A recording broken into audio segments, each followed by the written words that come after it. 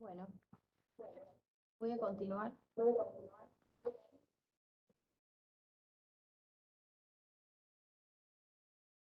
Bueno, como ya más o menos les había dicho, es una enfermedad congénita caracterizada por una obstrucción funcional baja secundaria a la ausencia de células ganglionares en el plexo periférico de la pared intestinal. Más o menos este dibujito es un esquema para que más o menos tengan una idea. El intestino normal de un bebé completamente con sus calibres conservados, y la enfermedad de Hirschsprung se caracteriza por una dilatación que en realidad nuestro problema acá anatómico, esto es complicación de esto. Este es el problema acá. La estenosis que se produce por falta de ganglios en la pared intestinal que es la característica de esta enfermedad. Ahora, un poquito sobre la enfermedad de Hirschsprung. La incidencia es de 1 por cada 5.000 nacidos vivos. El 70-80% se da en varones y está fuertemente asociado a los pacientitos con síndrome de Down, entre otros síndromes también. El 80-90% de los pacientes se presentan en el periodo neonatal. Por eso pongo esta foto, que es un paciente que tiene aproximadamente 15 a 16 días de vida, con una extensión importante, tiene improntadas las costillas, que se ve generalmente en el periodo neonatal.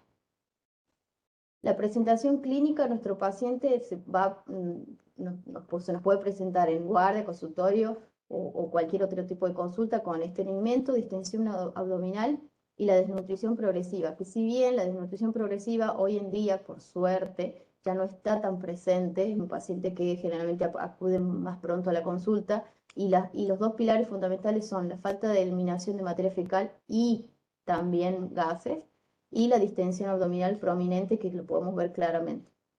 Tienen generalmente, no siempre, el antecedente del retardo de la expulsión de meconio antes de las 48 horas de vida. Eso es algo que deberíamos preguntar, y nos suele decir la mamá que se fue del aneo o del hospital cuando nació sin hacer la caca hasta que llegó a la casa, 2-3 días después. Y bueno, este dibujito es como para que tengan una idea qué es lo que pasa adentro, digamos. La gran dilatación, que en realidad esto, repito, no es el problema, esto es la complicación. Nuestro problema está acá abajo, porque hay una estenosis, hay una falta de propulsión de la materia fecal que está dada por la alteración de células ganglionares del intestino.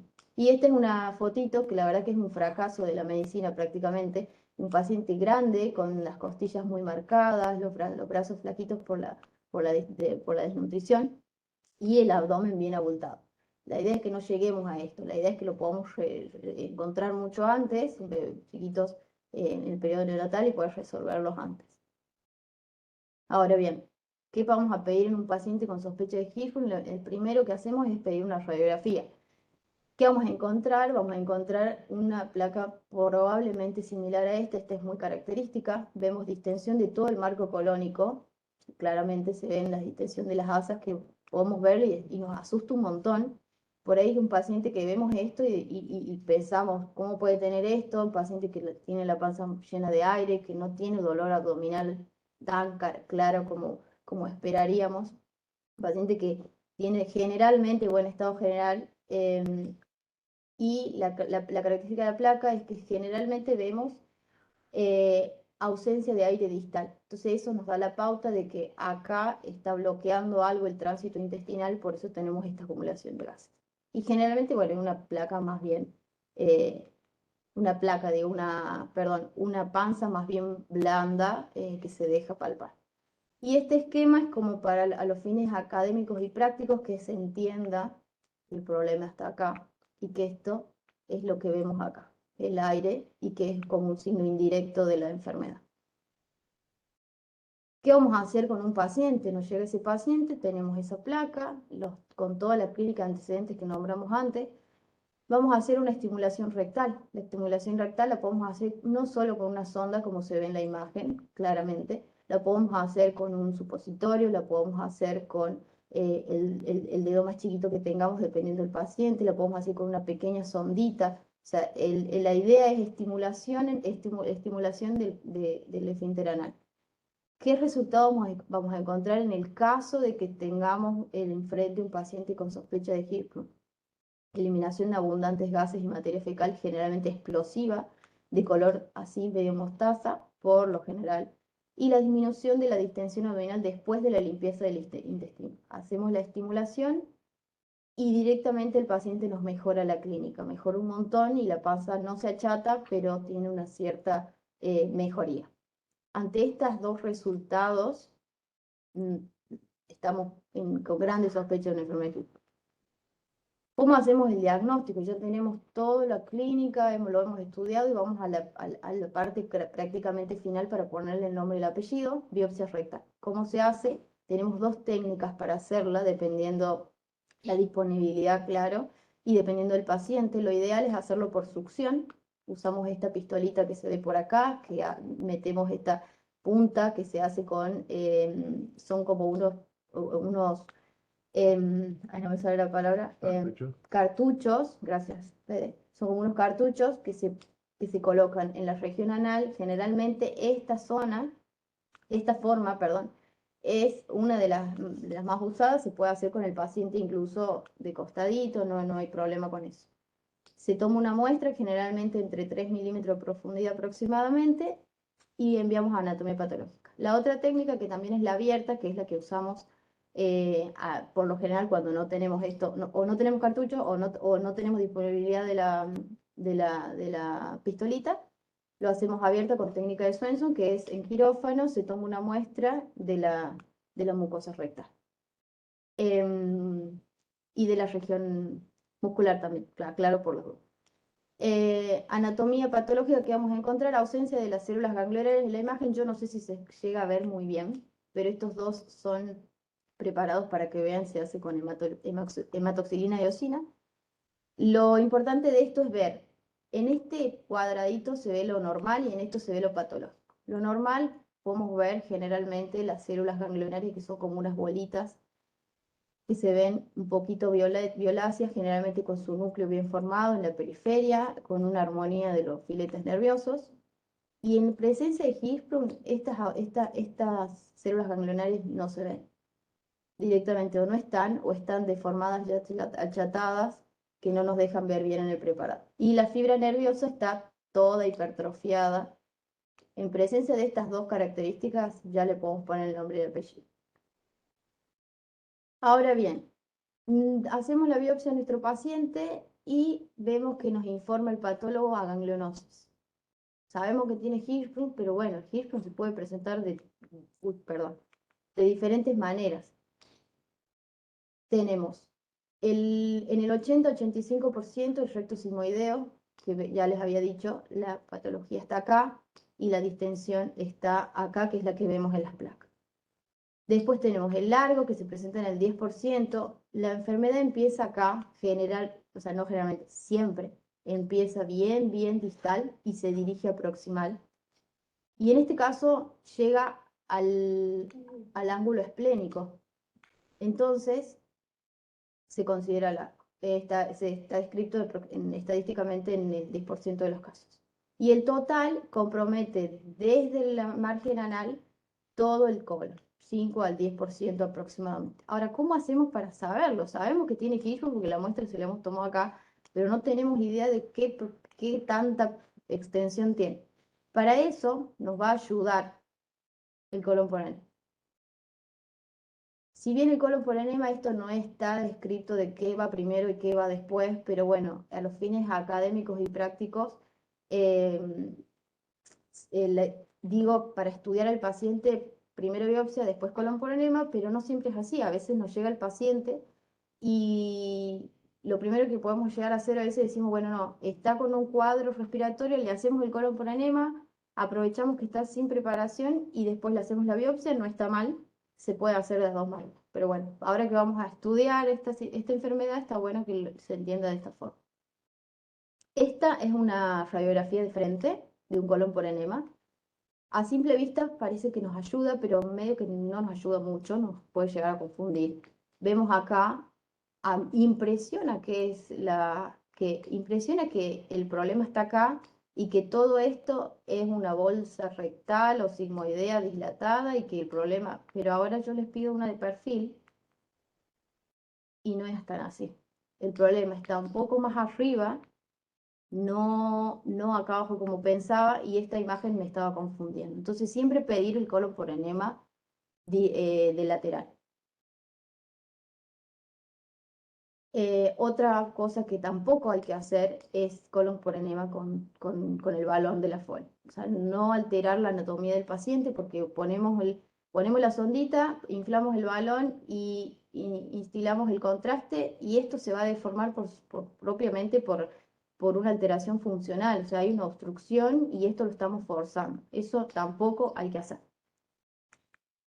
Y un paciente que está cursando una enterocolitis, hacerle un cono por enema. Claramente vemos todas las espículas de los márgenes de la luz intestinal, de las paredes intestinales inflamadas. Esto tampoco nos va a ayudar ni nos va a servir. Entonces, ¿qué hacer? Siempre. Colon por enema, lateral o sagital, y sin sonda, ausencia de sonda, y sin preparación. El colon por enema tiene que ser el paciente como llega, no lo limpiamos, no lo preparamos, no le hacemos limpieza colónica, directamente como llega a la consulta o el momento, se le dice a la mamá, usted tiene turno para el colon por enema y no tiene que tener preparación colónica, aunque se lo diga el radiólogo. Ahora, ¿qué hacemos? ¿Cómo lo manejamos al GIRPU? Sabemos que tiene, sabemos la extensión. Bueno, en primer punto, idealmente, irrigaciones, para tratar de manejar este colon que está con una alteración funcional de su evacuación. Para esto vamos a usar una sonda rectal, que puede ser una Foley, idealmente siliconada, o una Nelaton de buen calibre. Puede ser 14, 16, 18, el número que tengamos a disposición y obviamente dependiendo del paciente. Y solución fisiológica tibia, nada más. También podemos usar, ahí les pongo para que vayan viendo cómo se hace. Se coloca la sondita. Acá vamos a poner un poquito de lidocaína local. Esto se hace con el paciente totalmente despierto en la habitación. En vez de los enemas hacemos esto. El enema, ¿por qué no? ¿Por qué ya no enema? ¿Por qué no está recomendado, digamos? Porque el enema, nosotros vamos a instilar el líquido y el líquido va a quedar ahí, porque nuestro problema está acá, acá. Entonces, el paciente no está pudiendo eliminar esa materia fecal. Tiene alterada la propulsión intestinal. Entonces, nosotros simplemente con estimulaciones capaz que resolvemos la clínica, pero con las irrigaciones vamos a hacer que se mantenga esto con buena permeabilidad. Entonces, ¿qué necesitamos? La lidocaína local, colocamos la sonda. Les voy a mostrar otro video. Antes que me olvide, gracias a la doctora Patiño, Celeste Patiño, le mando un saludo. Ella es la que me ha mandado los videitos porque es la especialista en esto. Les voy a mostrar otro video. Este es un video en vivo, cómo hacemos la irrigación, el paciente despierta, se mueve, le molesta, no le importa, pero le hacemos igual, colocamos la sonda, instilamos un poquito el líquido, a veces simplemente con colocar la sonda ya me empieza a salir por los costaditos y eso también es positivo. Bueno, lidocaína, sonda, un par de guantes, una toalla por si ensuciamos, un contenedor para evacuar la materia fecal y eso es todo. Y eso lo puede hacer la mamá, la enfermera, el médico, lo pueden hacer con cualquier sospecha de GIF. Lo vuelvo a mostrar, ay, perdón, lo vuelvo a mostrar el video para que lo vuelvan a ver. No siempre hace falta instilar. Podemos estimular y con eso ayuda. Esperamos que salga solo y si no sale podemos inspirar un poquito y ayudarlo a que salga. No hace falta que sean, a veces decían 20 mililitros por litro, no hace falta que sean 20 mililitros, pueden ser medio litro, 2 litros, dependiendo la distensión que tenga el paciente. Y a veces cuando la agüita ya sale más clara, es como para decir el stop. Listo, hasta acá llegamos, lo dejamos descansar al paciente, esperamos que progrese y irrigamos a las 24 horas o por turno, dependiendo de la necesidad. La irrigación siempre no es un cada cuánto, sino según la necesidad del paciente, ni tampoco la cantidad, según la necesidad del paciente. Ahora bien, ¿qué es la enfermedad de Hirschsprung? Es el desafío para el pediatra y para el cirujano. Y me atrevería a decir también para el paciente, para el familiar y para la mamá, para el papá. Es un dolor de cabeza. ¿Qué es lo más importante de esto? Enfrentar las complicaciones de la enfermedad y evitar las complicaciones de la cirugía. ¿Cuáles son las complicaciones de la enfermedad? El deterioro del crecimiento, les muestro, vuelvo a repetir, esto es un fracaso de la medicina. No nos pueden llegar los pacientes a esta edad con Hirschsprung todavía sin tratar. Pacientes flacos, adelgazados, con impronta de las costillas, con distensión abdominal, con mal hábito evacuatorio, pero sucede. Entonces la idea es que esto no pase y de hecho ya casi ni pasa, por suerte. Y en segundo lugar, o sea, que es lo más crónico, digamos, y en segundo lugar la enterocolitis, que es lo agudo. O sea, la enterocolitis es grave.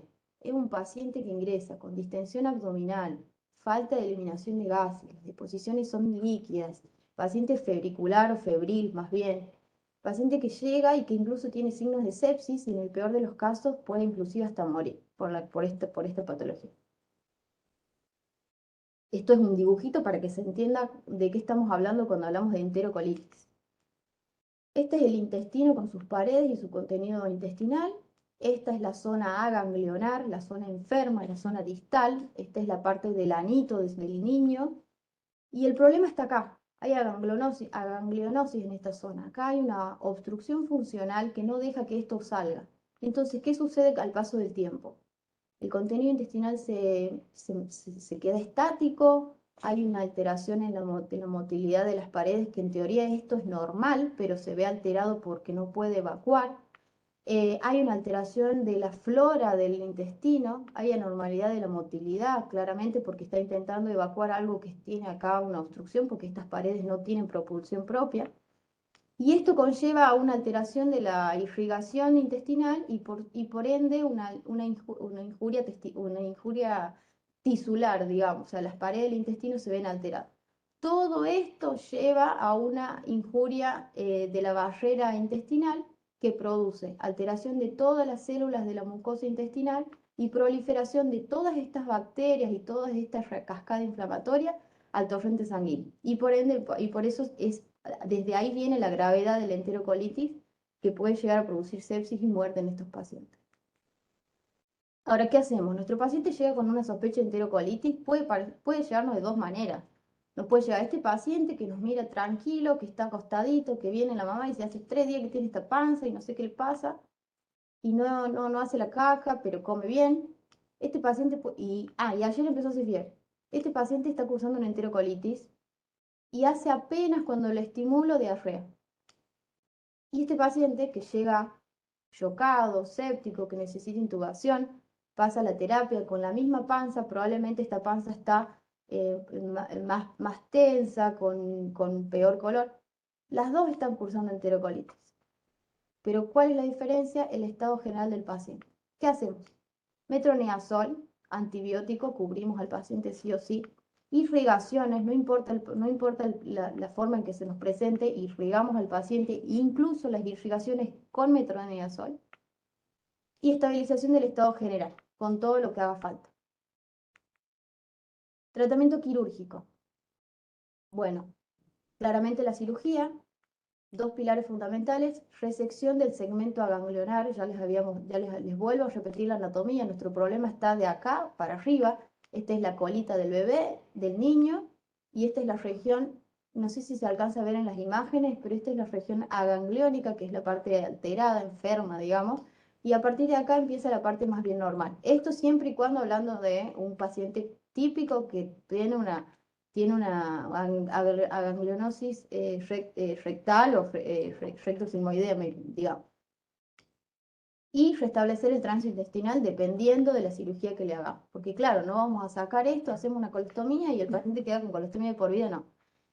¿Cómo lo podemos hacer para resolverlo quirúrgicamente? Lo podemos hacer en 3 tiempos. Ostomizamos el paciente, generalmente hacemos una colostomía.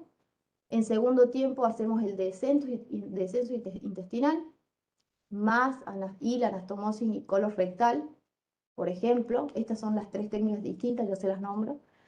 Y en tercer tiempo, el cierre de la ostomía.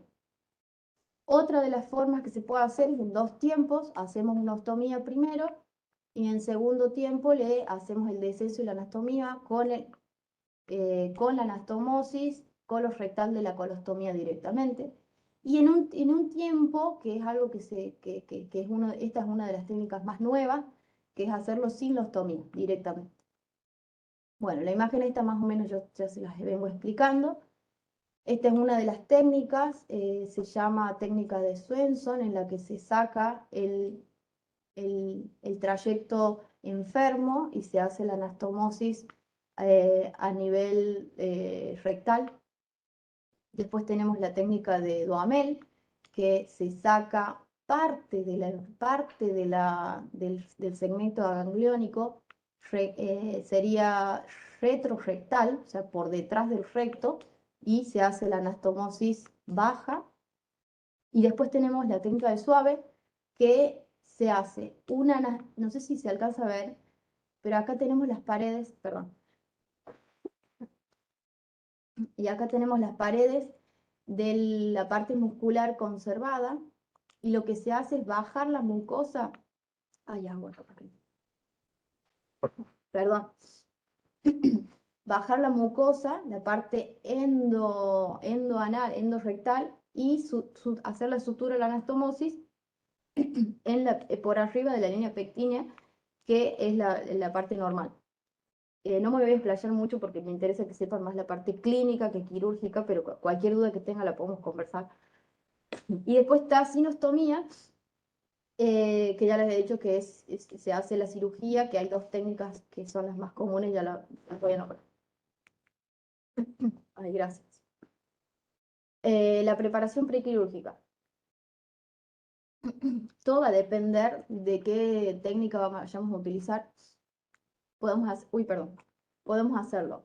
Depende de lo que deseamos, sinostomía o conostomía. En el caso de que vayamos a operar al paciente sinostomía previa, en un solo tiempo, hacemos la internación 72 horas antes, el paciente va a estar internado con dieta líquida, hacemos las irrigaciones según la necesidad, colocación de acceso venoso central y control de medio interno. Conostomía, las irrigaciones distales 72 horas antes y el reposo gástrico prequirúrgico habitual. Claramente esto del control del medio interno es más que nada para controlar porque el paciente va a tener pérdidas, muchas pérdidas, porque lo vamos a estar simplemente hidratando y limpiando el colon. Así que bueno. Manejo postquirúrgico. ¿Qué hacemos? Un paciente recién operado, reposo gástrico. Se dice que puede ser reposo gástrico de 3 días, reposo gástrico de 7 días, entonces todas las literaturas cambian. Lo idealmente es hacerlo reposar al paciente hasta que tenga recuperación del tránsito intestinal y el paciente empieza a comer. Antibióticos sí o sí, y la dilatación rectal se hace recién el día 14. Bueno, volvemos un poquito a la diapo anterior que habíamos hablado, que es la enfermedad de Hirschsprung, enfrentar las complicaciones, y vamos a evitar las complicaciones de la cirugía. Pacientes que ya fueron operados, ¿cuáles son las complicaciones inherentes a la cirugía?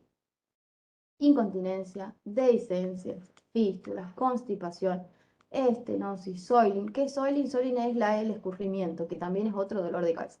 Todo esto nos puede pasar a pesar del paciente estar operado, y en ese caso tenemos que replantearnos un montón de cosas. Ver el manejo en la familia, ver si hace falta reestudiar, ver si nos quedamos cortos con la extensión de la cantidad de Hirschsprung que tiene. Todo eso va a depender del paciente y, bueno, claramente de la cirugía. Y la no más bien más importante, enterocolitis postdescenso. Es la complicación que más interesa que sepamos detectar. Que, bueno, antes, enterocolitis postdescenso, ¿qué hacemos? Ya habíamos dicho, se trata igual que la enterocolitis del paciente que viene a la casa sin operarse. Irrigaciones, antibióticos, metronidazol, y compensar el estado general claramente. Internación, reposo gástrico, manejo del medio interno, monitorización y todo lo que implica compensar el estado general del paciente. Ahora les voy a mostrar, les voy a pasar un par de diapositivas con respecto a un pacientito que se llama Felipe, que tiene 1 año, que lo tenemos en seguimiento ahora. Es un paciente que nació en enero del 2021, es de acá de Capital, recién nacido pretérmino de 30 semanas, embarazo general, falleció su hermana en el parto, en la NEO estuvo internado 54 días por distrés respiratorio y estuvo 17 días en ARM, hidrocefalia bilateral grado 2, ductos arteriosos permeables, anemia y bajo peso, más o menos los antecedentes patológicos de Felipe. Nosotros lo conocemos a Felipe cuando tenía 5 meses, por una interconsulta por hernia inguinal bilateral. Paciente que la mamá nos cuenta que estuvo internado en otro nosocomio a los 2 meses por distensión abdominal, vómitos y que no hacía la caca, sino más bien solamente con estimulaciones. Y nos muestra esta placa.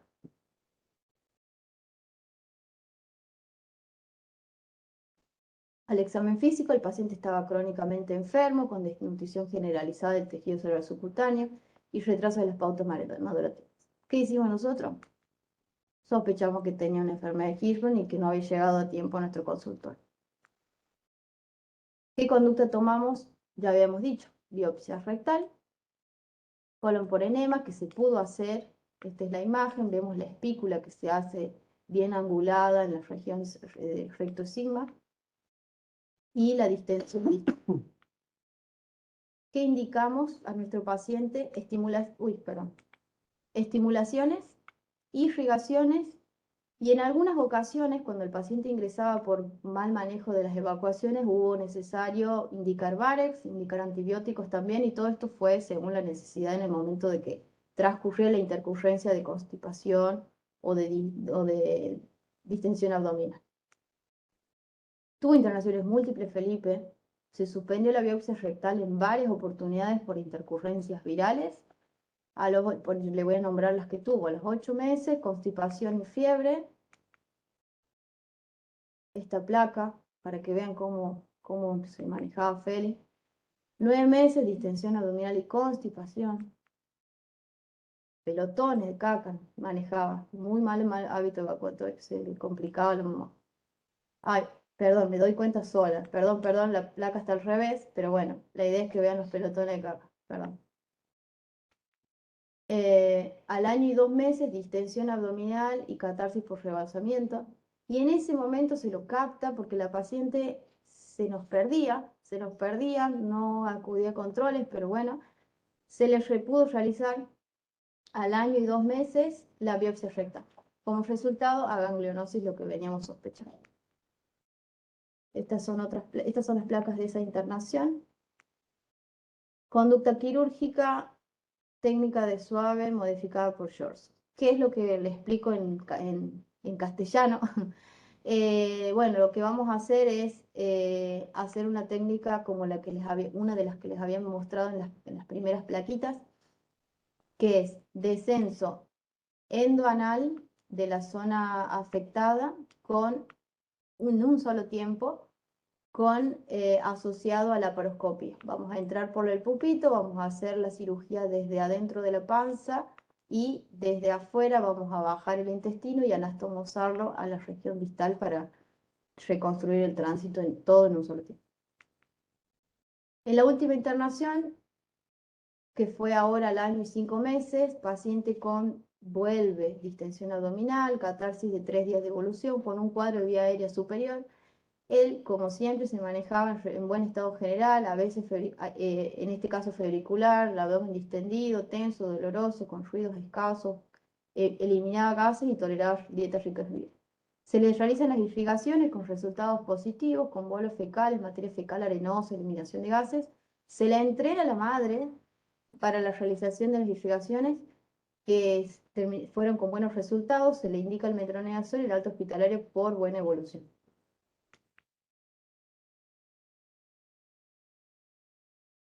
Esta es la placa de esta última internación.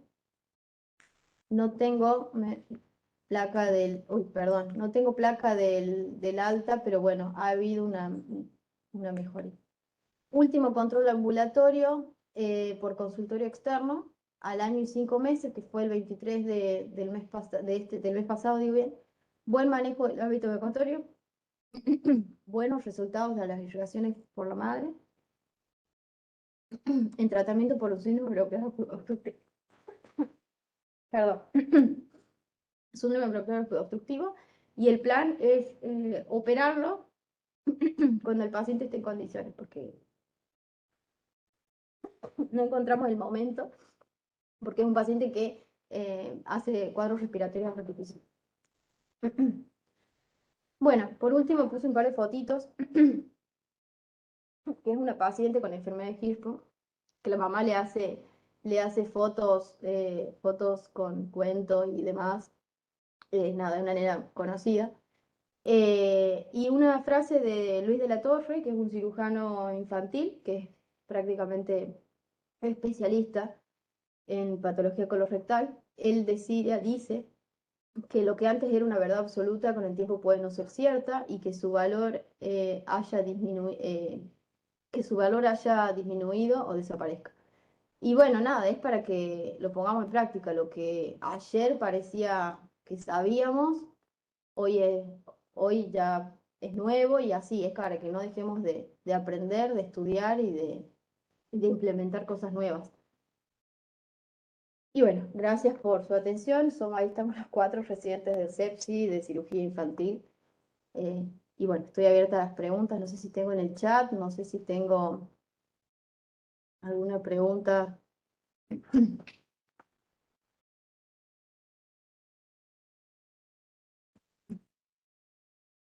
Me olvidé que tienen clase. Bueno, pueden activar los micrófonos si tienen alguna duda.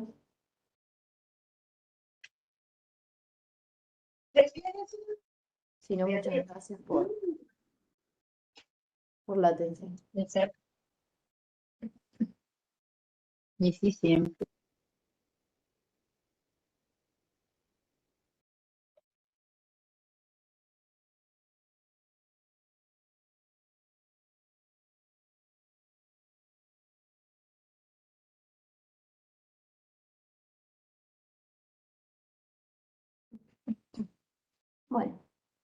Bueno, voy a dar por finalizado la charla, el Ateneo, y bueno, gracias por los aplausitos.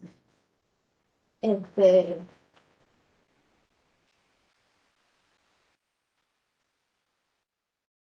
nos vemos en el próximo Ateneo.